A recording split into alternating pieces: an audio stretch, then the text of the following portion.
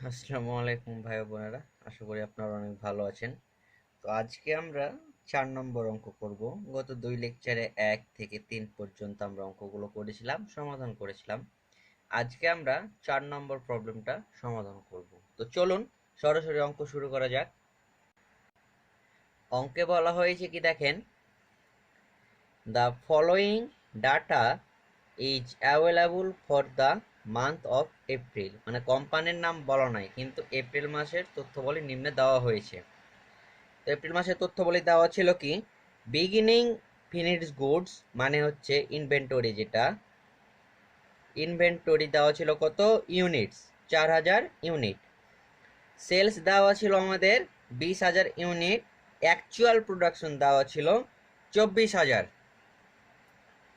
আর আমাদের sales price ছিল per unit 30 টাকা। আর ছিল আমাদের variable manufacturing cost, direct materials 4 টাকা, ডিরেক্ট লেবার 3 টাকা, ভ্যারিয়েবল প্রোডাকশন বা ভ্যারিয়েবল প্রোডাকশন ওভারহেড 2 টাকা। দ্য মোট হচ্ছে 9 টাকা। এটা হচ্ছে ভ্যারিয়েবল ম্যানুফ্যাকচারিং কস্ট। আমাদের অ্যাবজর্পশন কস্ট, ম্যানুফ্যাকচারিং কস্ট বের করতে হবে, এখানে কিন্তু দেওয়া নাই। আর বলা হয়েছে ফিক্সড প্রোডাকশন ওভারহেড বা ফিক্সড ফ্যাক্টরি ওভারহেড 50,000 টাকা, আর নর্মাল প্রোডাকশন ইউনিট 25,000 টাকা। কমার্শিয়াল এক্সপেন্স যেটা ফিক্সড দেওয়া আছে 10,000, ভ্যারিয়েবল দেওয়া আছে 10,000, অ্যাডমিনিস্ট্রেটিভ এক্সপেন্স ফিক্সড দেওয়া আছে 5,000। তো আমাদের এখানে কি কি বের করতে হবে? আমাদেরকে 1 নম্বরে বের করতে হবে, এখানে ভ্যারিয়েবল ম্যানুফ্যাকচারিং কস্ট দেওয়া আছে, আমাদের বের করতে হবে অ্যাবজর্পশন ম্যানুফ্যাকচারিং কস্টিং বের করতে হবে। আর আমাদের বের করতে হবে এন্ডিং ইনভেন্টরি দেওয়া নাই, এন্ডিং ইনভেন্টরি দেওয়া নাই। এই দুইটা আমাদের বের করতে হবে। তো চলুন আমরা সরাসরি অঙ্ক সমাধানে চলে যাই। তো প্রথম ওয়ার্কিং নাম্বার 1 আমরা বের করব এন্ডিং ইনভেন্টরি। তো লেগেছে ক্যালকুলেশন অফ এন্ডিং ইনভেন্টরি। এটা আপনাদের নতুন করে কিছু বলার নেই, কারণ বিগিনিং ছিল 4,000 ইউনিট, এর সাথে আমরা প্রোডাকশন যোগ করব 24,000 ইউনিট, তাহলে টোটাল হবে আমাদের 28,000 ইউনিট। এর সাথে আমরা বিয়োগ করব সোল্ড বা সেলস, যত ইউনিট দেওয়া আছে সোল্স বা সেলস দেওয়া আছে 20,000 ইউনিট। তো 28 থেকে 20,000 বাদ দিলে থাকে 8,000। এই 8,000 হচ্ছে আমাদের এন্ডিং ইনভেন্টরি। Ending inventory. আচ্ছা, working number 2, fixed factory overhead per unit cost under absorption costing. মানে আমাদের অ্যাবজর্পশন কস্টিং এর ম্যানুফ্যাকচারিং কস্ট আমাদের বের করতে হবে। তো আমরা ফিক্সড ফ্যাক্টরি ওভারহেডটাও বের করে নিই। ফিক্সড ফ্যাক্টরি ওভারহেড রেট দেওয়া নেই, তো আমরা লিখেছি fixed factory overhead per unit cost under absorption costing. তো ভ্যারিয়েবল ম্যানুফ্যাকচারিং কস্ট আমাদের প্রশ্নপত্রে কত দেওয়া ছিল, 9 টাকা। এর সাথে আমরা যোগ করব ফিক্সড ফ্যাক্টরি ওভারহেড।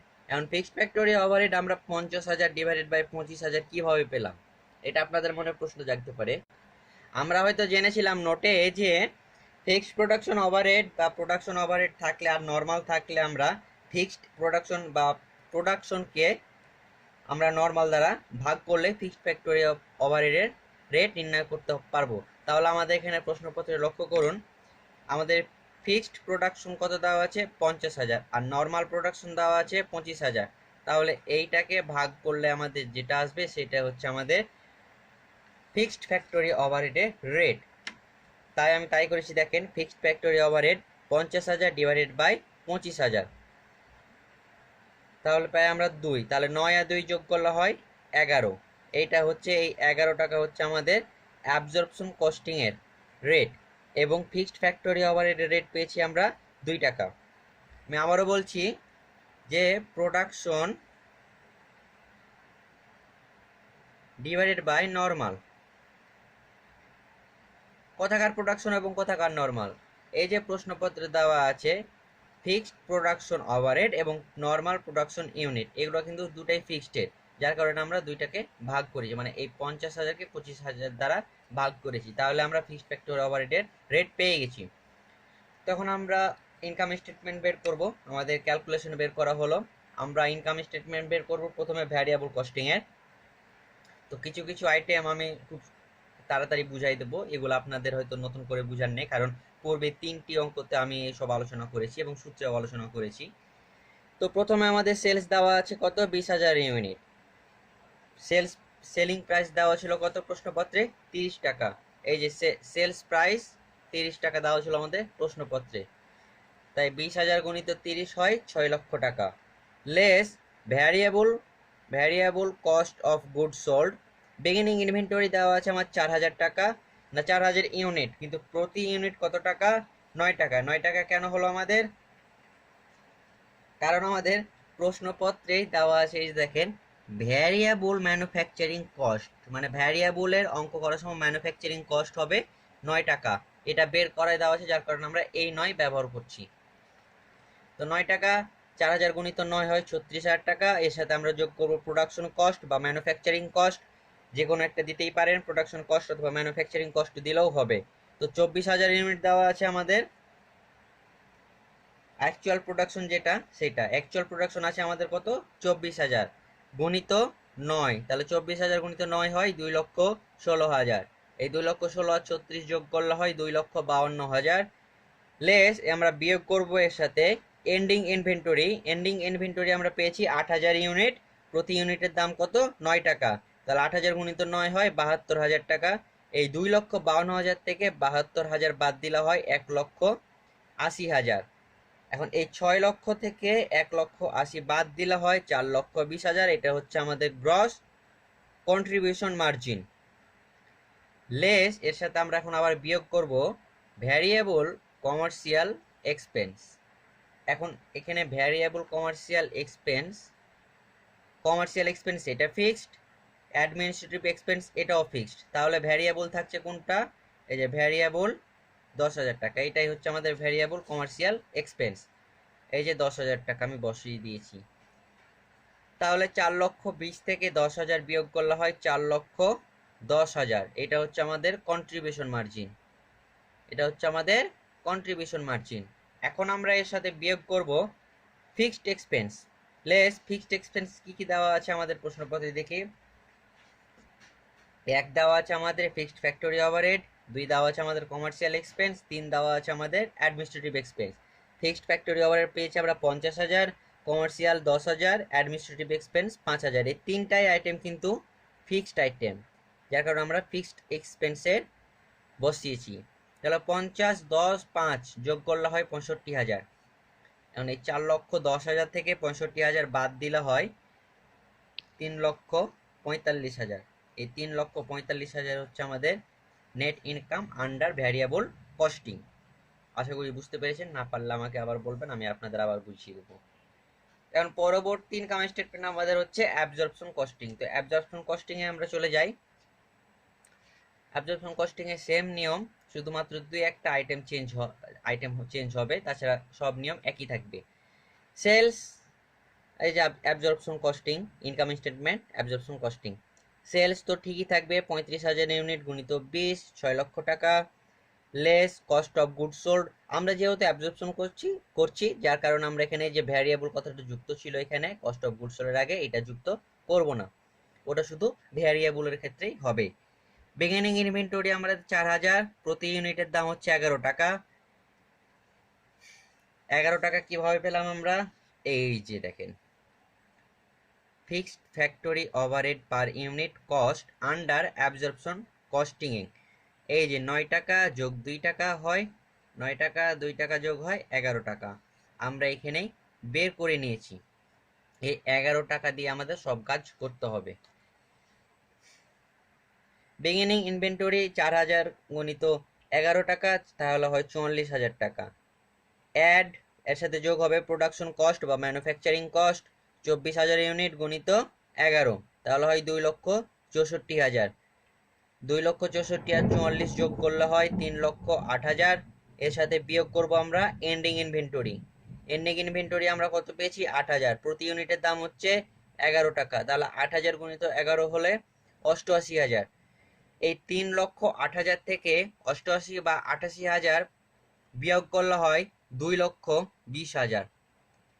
এর সাথে আমরা যোগ করব under applied fixed factory overhead. এইটা আপনাদের এখন বুঝায় এইটাই হচ্ছে আসল জিনিস। এই under applied fixed factory overhead আসলো কিভাবে, তাই না? এটা খুবই সহজ, এটা নিয়ে ঘাবড়ানোর কিছু নাই, আমি খুব সুন্দর করে সিম্পল ভাবে বুঝিয়ে দিচ্ছি। এখানে লক্ষ্য করুন, আমি পূর্বেও বলেছি যে আমাদের নর্মাল নর্মাল ফিক্সড ফ্যাক্টরি ওভারহেডের থেকে যদি অ্যাকচুয়াল বেশি হয় তাহলে হবে আন্ডার, আর নর্মাল থেকে যদি অ্যাকচুয়াল কম হয়, বা সরি, নর্মাল থেকে যদি অ্যাকচুয়াল বেশি হয় এবং নর্মাল যদি অ্যাকচুয়ালের থেকে বেশি হয় তাহলে হবে ওভার। তো আমাদের প্রশ্নপত্রে দেখেন আমাদের নর্মাল প্রোডাকশন ইউনিট কত আছে, 25,000, আর আমাদের অ্যাকচুয়াল আছে কত, 24,000। অ্যাকচুয়াল আছে আমাদের 24,000, নর্মাল প্রোডাকশন ইউনিট আছে 25,000 আর অ্যাকচুয়াল প্রোডাকশন ইউনিট আছে 24,000। তাহলে কোনটা বেশি? নর্মাল বেশি। তাহলে নর্মালের থেকে যদি অ্যাকচুয়াল কম হয়, নর্মাল থেকে যদি অ্যাকচুয়াল কম হয় তাহলে হবে আন্ডার। মানে আপনার নর্মাল দেওয়া আছে 1,000, অ্যাকচুয়াল দেওয়া আছে 800, তাহলে হবে এখানে আন্ডার। আবার যদি দেখা যায় যে আমাদের নর্মাল আছে 1,000 আর অ্যাকচুয়াল আছে আমাদের 1200, তাহলে আমাদের নর্মাল থেকে কি হচ্ছে, 200 বেশি হয়ে যাচ্ছে, তাহলে হবে আমাদের ওভার। ওভার হলে কি হবে, আমাদের সেটা বিয়োগ করতে হবে। আর যদি নর্মাল আছে আপনার 1,000 আর আমাদের অ্যাকচুয়াল আছে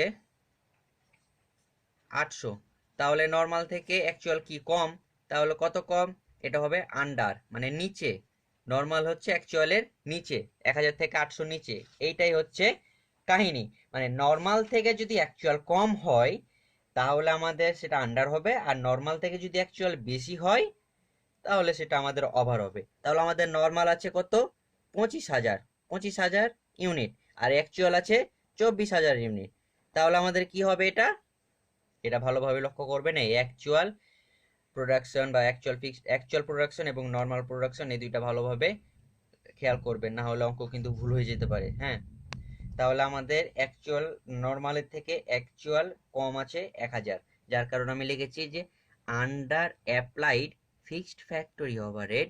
এই দেখেন আমাদের নর্মাল ছিল 25,000 আর অ্যাকচুয়াল আছে 24,000, তাহলে নর্মাল থেকে অ্যাকচুয়াল বাদ দিলে পাই আমরা 1,000। এই 1,000কে আমরা 2 দ্বারা গুণ করলাম। এই 2 কেন আসলো, এই 2 আবার কোথা থেকে আসলো, প্রশ্ন জাগতেই পারে আপনাদের, স্বাভাবিক বিষয়। লক্ষ্য করবেন আমরা 2 নাম্বার ওয়ার্কিং এ ফিক্সড ফ্যাক্টরি ওভারহেডের রেট নির্ণয় করেছিলাম। কত টাকা?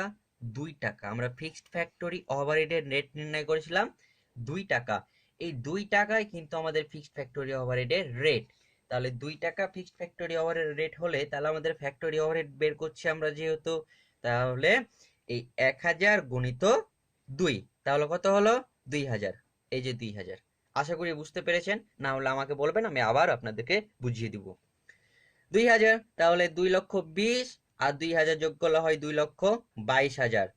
এই 6 লক্ষ থেকে 2,22,000 বিয়োগ করলে হয় 3,78,000, যেটা হচ্ছে আমাদের গ্রস মার্জিন। এটা হচ্ছে আমাদের গ্রস মার্জিন। আচ্ছা, এর সাথে আমরা বিয়োগ করব কমার্শিয়াল এক্সপেন্স। কমার্শিয়াল এক্সপেন্স কি কি দেওয়া আছে, এক ফিক্সড দেওয়া আছে আমার 10,000, প্রশ্নপত্র আপনারা ভালো করে দেখেন। ভ্যারিয়েবল দেওয়া আছে 10,000, অ্যাডমিনিস্ট্রেটিভ, তাহলে 10 আর 10 যোগ করলে হয় 20,000, আর অ্যাডমিনিস্ট্রেটিভ এক্সপেন্স দেওয়া আছে আমাদের 5,000, তাহলে 20 আর 5 যোগ করলে হয় 25। 3,78,000 থেকে 25,000 বিয়োগ করলে হয় 3,53,000। এটা হচ্ছে আমাদের net income under absorption costing. তাহলে আমাদের এই দুইটা বের হলো। এখন আপনারা একে একে প্র্যাকটিস করুন, আমি এটা করে দেবো না আপনাদেরকে।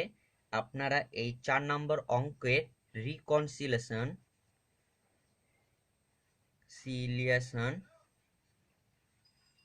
এই স্টেটমেন্টটা আপনারা একা একাই বাসায় করবেন, করার পর আমাকে পিকচার তুলে দিবেন, দেখি আমি আপনাদের ঠিক হয়েছে কিনা। তার আগে অবশ্যই এই 4 নম্বর ম্যাথ আমার ভিডিও দেখে আপনারা আগে প্র্যাকটিস করবেন, তারপর রিকনসিলিয়েশন স্টেটমেন্টটা করবেন, তারপর আমাকে দিবেন। তো আশা করি 4 নাম্বারটা বুঝতে পেরেছেন। এখন আমি আপনাদের 5 নম্বর অঙ্ক করাবো। এই 5 নম্বর অঙ্কটা খুবই ইম্পর্টেন্ট একটি অঙ্ক এবং খুব জটিলও বটে। যদি 5 নম্বর বুঝতে পারেন তাহলে আশা করি বাকি অঙ্কগুলো বুঝতে পারবেন। তো 5 নম্বর অঙ্কটা একটু ইম্পর্টেন্ট বলা আমার মনে হচ্ছে যে 5 নম্বর অঙ্কটি ইম্পর্টেন্ট। তো আপনারা ভালোভাবে বোঝার চেষ্টা করবেন, আশা করি আমিও ভালোভাবে বোঝানোর চেষ্টা করব। তো চলুন শুরু করা যায়। 5 নম্বর অঙ্কটা আমি পড়ছি। Crawford Company uses a statement cost system in accounting for its only product Craw, which it sells for 22 টাকা per unit। অর্থাৎ আমরা একক প্রতি বিক্রয় পেলাম 22 টাকা। হ্যাঁ, the standard cost per unit is, অর্থাৎ আমাদের এখানে অ্যাবজর্পশন কস্টিং দেওয়া আছে, পার কস্ট দেওয়া আছে। এটা standard cost per unit is মানে এটা অ্যাবজর্পশনে দেওয়া আছে, আমাদেরকে ভ্যারিয়েবল এটা বের করতে হবে। The standard cost per unit is দেওয়া আছে, দেখেন ডিরেক্ট ম্যাটেরিয়াল 4 টাকা, ডিরেক্ট লেবার 6 টাকা, ভ্যারিয়েবল ফ্যাক্টরি ওভারহেড আছে 2 টাকা, ফিক্সড ফ্যাক্টরি ওভারহেড আছে 3 টাকা। তাহলে টোটাল হয় আমাদের 15 টাকা। এই 15 টাকা হচ্ছে আমাদের অ্যাবজর্পশন কস্টিং পার ইউনিট, মানে অ্যাবজর্পশন কস্টিং পার ইউনিট হচ্ছে আমাদের 15 টাকা। এখন এখানে একটা ভালোভাবে লক্ষ্য করুন, বলা হয়েছে all variance are closed to cost of goods sold on October on. There were 10,000 units of ক্র on hand during October, 50,000 units were produced and 45,000 were sold. 50,000 unit production বা প্রডিউসড করে 45,000 বিক্রি করেছে। Cost incurred during October were, direct materials ছিল 1,98,000, direct labour ছিল 3,05,000, variable factory overhead ছিল 1,03,000, fixed factory overhead ছিল 1,86,000, variable marketing and administrative expense ছিল 50, fixed marketing and administrative expense ছিল 74,000 টাকা। এই প্রশ্নটা দেখে আমাদেরকে কি মনে হচ্ছে? অনেক জটিল একটি অঙ্ক, আসলে খুব জটিল একটি অঙ্ক। আমারও মাথা হ্যাং হয়ে গেছিল মাঝে মাঝে এই অঙ্কটি করার সময়। তো আশা করি আপনাদেরকে বুঝাতে পারবো এবং আপনারাও খুব ইজিলি বুঝতে পারবেন আপনারা। তো এই প্রশ্ন দেখে আমাদেরকে কি কি নির্ণয় করা হতে পারে আপনারা একটু গেস করুন, তারপর আমি বলছি। আচ্ছা, আমি বলেই দিচ্ছি আপনাদেরকে।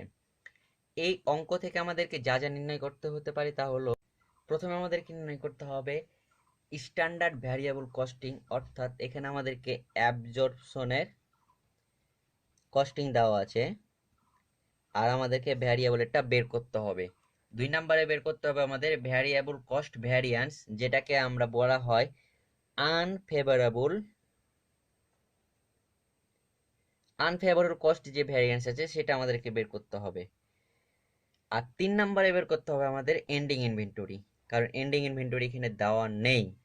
তো চলুন কথা না বাড়িয়ে আমরা সরাসরি অঙ্ক চলে যাই।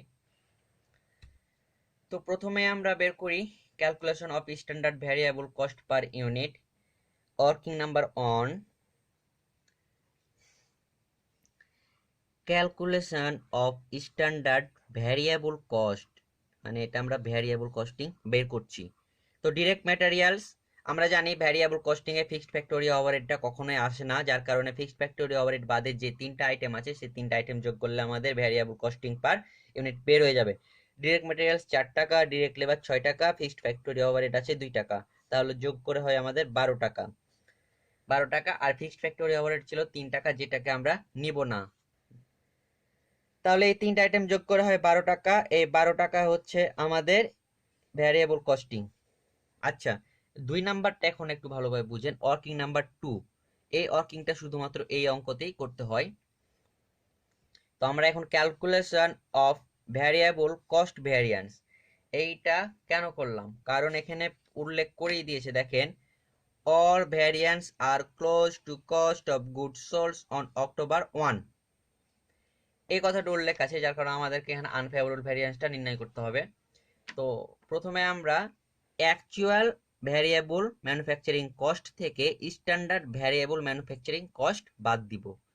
আমি আবারও বলছি, অ্যাকচুয়াল ভ্যারিয়েবল ম্যানুফ্যাকচারিং কস্ট থেকে স্ট্যান্ডার্ড ভ্যারিয়েবল ম্যানুফ্যাকচারিং কস্ট বিয়োগ করব। তো আমরা অ্যাকচুয়াল ভ্যারিয়েবল ম্যানুফ্যাকচারিং কস্টে কি কি পাবো?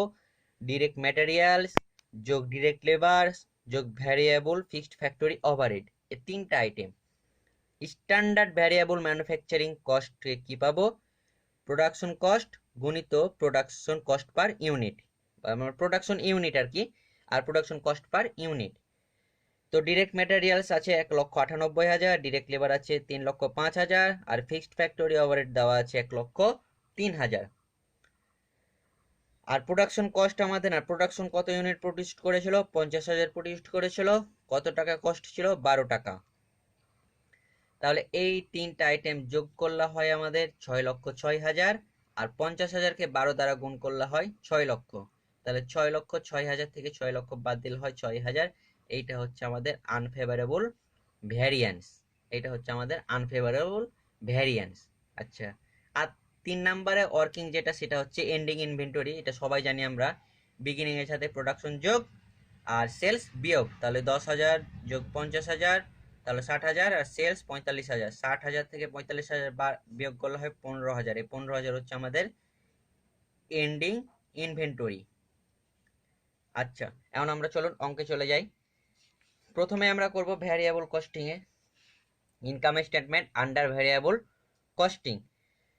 তো সেলস, আমি সেলস লিখেছি 45,000। আমাদের প্রশ্নপত্রে বলাই হয়েছে কত কত হাজার সেলস করেছে। এই যেখানে বলা হয়েছে 45,000 ওয়ার সেল, মানে 45,000 বিক্রি করেছে। তো 45,000 বিক্রি করেছে কত টাকা দরে? প্রতিটি সেলস হয়েছে 22 টাকা। তাহলে 45,000 গুণিত 22, 9,90,000, এটা হলো সেলস। Less variable cost of good sold, সেই চিরচেনা পরিচিত আপনাদের আমাদের হেডিং ভ্যারিয়েবল কস্টিং এর, মানে variable cost of good sold যেটা আর কি। তো বিগিনিং ইনভেন্টরি আমাদের 10,000 unit, variable costing per unit ছিল 12 টাকা। তাহলে বিগিনিং ইনভেন্টরি 10,000 গুণিত 12 গুণ করলে হয় 1,20,000, যোগ ভ্যারিয়েবল ম্যানুফ্যাকচারিং কস্ট বা প্রোডাকশন কস্ট বা ম্যানুফ্যাকচারিং কস্ট, যেটা ইচ্ছে দিতে পারেন। 50,000 আছে আমাদের ম্যানুফ্যাকচার, আর আমাদের বা প্রোডাকশন ছিল যেটা, আর 12 ইউনিট প্রতি কত? 12 টাকা। তাহলে 50,000 গুণিত 12 হয় 6 লক্ষ টাকা। এখন এই 6 লক্ষ যোগ 1,20,000, তাহলে হয় 7,20,000, মাইনাস এন্ডিং ইনভেন্টরি 15,000। আমরা এন্ডিং ইনভেন্টরি পেলাম কত? 15,000, প্রতি এটি দাম হচ্ছে 12 টাকা। তাহলে 15,000 গুণিত 12, 1,80,000। এই 7,20,000 সাথে 1,80,000 যোগ করলে না বিয়োগ করলে হয় 5,40,000। এইটা থেকে এটা বিয়োগ করলে হয় 5,40,000। এর সাথে আমরা আনফেভারেবল ভ্যারিয়েন্স পেয়েছি কত? 6,000। এইটা সরাসরি যোগ করে দিই আমরা, এটার কোনো কাজ হয় না। তাই 5,40,000 যোগ 6,000, তাহলে হলো 5,46,000। এই 9,90,000 থেকে 5,46,000 বাদ দিলে হয় 4,44,000। এইটা হচ্ছে আমাদের গ্রস কন্ট্রিবিউশন মার্জিন। এটা আমাদের কি? Gross contribution margin. Gross contribution margin পেলাম আমরা 4,44,000। এখন আমরা বিয়োগ করব variable commercial expense. Variable commercial expense আমাদের প্রশ্নপত্রে দেওয়া আছে 50,000 টাকা। তাহলে 4,44,000 থেকে 50,000 বিয়োগ করলে হয় 4,94,000। এটা হচ্ছে আমাদের কন্ট্রিবিউশন মার্জিন, এটা আমাদের কন্ট্রিবিউশন মার্জিন।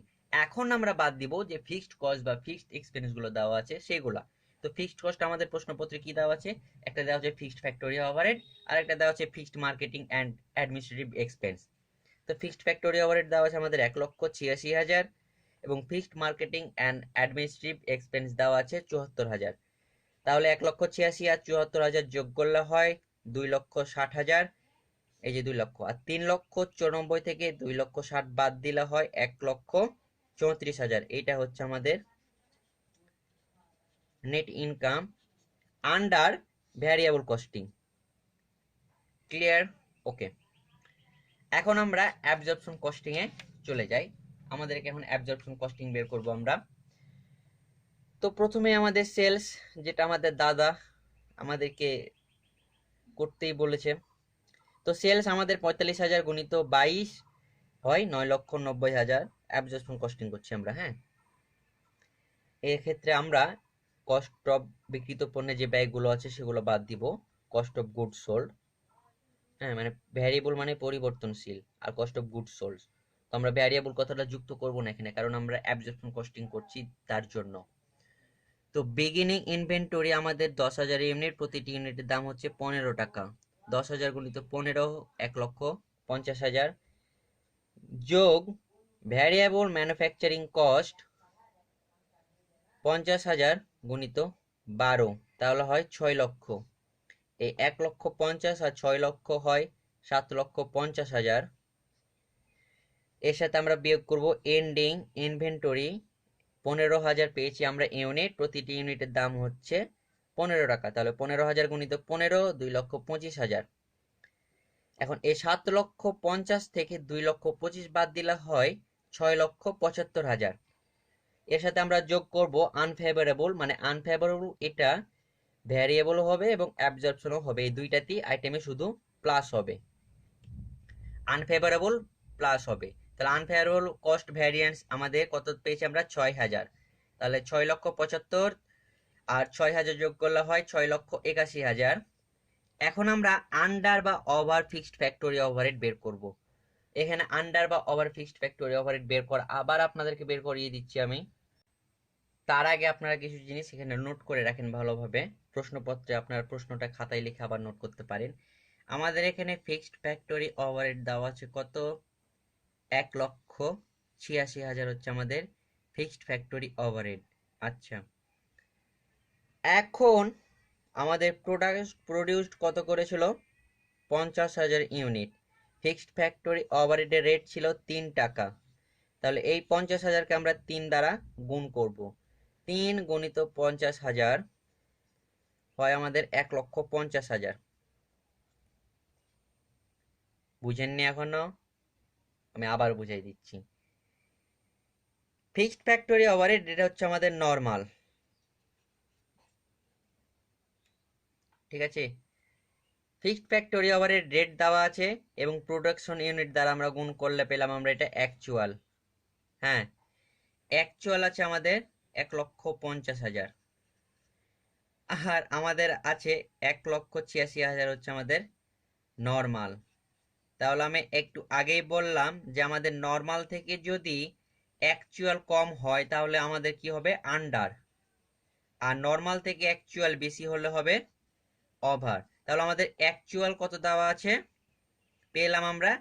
1,50,000 ইউনিট, না 1,50,000 টাকা, আর নরমাল দেওয়া আছে আমাদের 1,86,000। তাহলে যার কারণে আমরা 1,86,000, এই দেখেন 1,86,000 বিয়োগ 1,50,000 কত কম আছে? তাহলে আমাদের কম আছে 36,000 টাকা, মানে 36,000 টাকা হচ্ছে আন্ডার। যদি এখন এখানে 2 লক্ষ টাকা হতো 1.5 লক্ষর জায়গাতে, তাহলে আমাদের এখানে ওভার লিখতে হতো, আর ওভার হলে আমাদের এটা বিয়োগ করতে হতো। আশা করি বুঝতে পেরেছেন। তো plus under applied fixed factory 1,86,000 বিয়োগ 1,50,000, তাহলে হয় 36,000। এই 6,81,000 থেকে 36,000 বিয়োগ করলে হয় 7 লক্ষ, না সরি যোগ করলে 6,81,000 থেকে 36,000 যোগ করলে হয় 7,17,000। এখন এই 9,90,000 থেকে 7,17,000 বিয়োগ করলে হয় আমাদের কত? 2,73,000। এটা হচ্ছে আমাদের গ্রস প্রফিট, এটা হচ্ছে আমাদের গ্রস প্রফিট। এখন আমরা বিয়োগ করব marketing and administrative expense. Variable দেওয়া আছে 50,000, ফিক্সড দেওয়া আছে 74,000। এটা প্রশ্নপত্রে দেওয়াই আছে। হ্যাঁ, এই যে দেখেন লাস্টে দেওয়া আছে যে variable marketing and administrative expense এবং fixed marketing and administrative expense. তো 50,000 আর 74,000 যোগ করলে হয় 1,24,000। তাহলে 2,73,000 থেকে 1,24,000 বাদ দিলে হয় 1,49,000। এটা হচ্ছে আমাদের net income under absorption costing. আশা করছি বুঝতে পেরেছেন। এই 5 নম্বর অঙ্কটা খুব মানে কঠিন একটি অঙ্ক। যাই হোক, আপনারা বাসায় বসে 4 থেকে 5 বার প্র্যাকটিস করুন। যতক্ষণ অঙ্কটা আয়ত্ত না আসবে, বুঝতে না পারবেন, ততক্ষণ পর্যন্ত আমাকে ডিস্টার্ব করতেই থাকবেন, আপনারা জ্বালাতেই থাকবেন, অঙ্ক করতেই থাকবেন, বুঝতেই থাকবেন। যখন বোঝা কমপ্লিট হয়ে যাবে তখন আমাকে ছেড়ে দিবেন। তো আরেকটি ছোট্ট কাজ আছে এই অঙ্কে, সেটা হচ্ছে আমাদের কি, রিকনসিলেশন স্টেটমেন্ট। এইটা আমি কিছুই দেবো না, জাস্ট আমি 10 সেকেন্ডের জন্য ভিডিওটি পজ করে দিচ্ছি, মানে কিছু বলবো না, আমি চুপচাপ হয়ে যাচ্ছি। আপনারা পজ করে রিকনসিলেশন স্টেটমেন্টটা দেখে নেন এবং একা একাই করতে পারবেন। রিকনসিলেশন স্টেটমেন্ট আশা করি বুঝার কথা, কারণ আমি আপনাদের যেভাবে বুঝিয়েছি রিকনসিলেশন স্টেটমেন্ট বুঝার কথা আপনাদের, তো আশা করি বুঝতে পেরেছেন আপনারা। তো এই ছিল অঙ্ক, আশা করি বুঝতে পেরেছেন। যদি তারপরেও যদি 4 এবং 5 নম্বর অঙ্কে কোনো জায়গাতে প্রবলেম হয়, তাও আমাকে বলবেন, আমি আপনাদেরকে আবার বুঝিয়ে দেবো। আর ভয় পাওয়ার কোনো কারণ নেই, এই অঙ্কগুলো করলে ইনশাল্লাহ মোটামুটি একটা অনেক ধারণা হয়ে যাবে এবং পরীক্ষাতে কমন পাওয়ার নিশ্চয়তা আছে। তো দেখা হবে আগামী ক্লাসে 6 এবং 7 নাম্বার অঙ্ক নিয়ে। সেই পর্যন্ত ভালো থাকবেন, সুস্থ থাকবেন, দেখা হবে আগামী ক্লাসে। আসসালামু আলাইকুম।